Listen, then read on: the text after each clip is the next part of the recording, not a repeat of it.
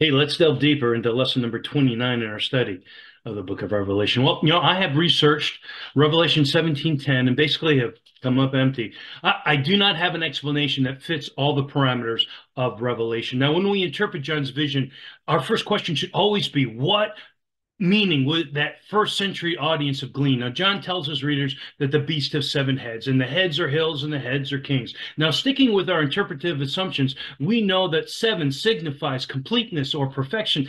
And if that's correct, we may think of the seven heads as symbolic of the totality of the evil forces that oppose God's people. And maybe that's what his original readers would have understood. Well, stay tuned for more musings, okay?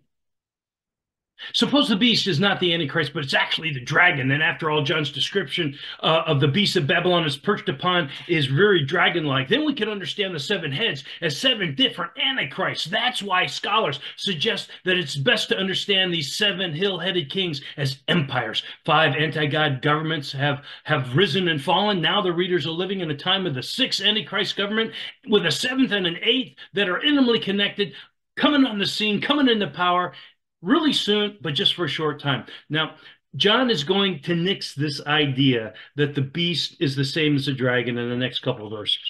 Okay, we know that persecution is happening under the reign of Domitian. Now, John is writing to encourage believers in their current situation to acknowledge the difficulties that they are experiencing and now tell them, hey, you ain't seen nothing yet. For things are going to get worse when another government comes into control. It just doesn't seem very encouraging to me. Now, if the seven heads represent empires, those empires would be Egypt, Assyria, Babylon, Persia, Greece, the five that have fallen, Rome, the one that is now in power, and then a future government that is the seventh and eighth. Now, such a conclusion makes the end-time dispensational prophets happy with their teaching of the 10-nation European Confederacy being another Roman Empire. But would John's audience have gotten that meaning? Must have been a lot of history buffs among those early Christians. All this conjecture with no conclusion just can give you a headache. Ready for one more? Or should we call ourselves whooped by verse 10? Okay, one more. The Romans had six forms of government by the time that John wrote. The government of the United States takes the form of a federal republic. Hey, and nod to those civic majors everywhere.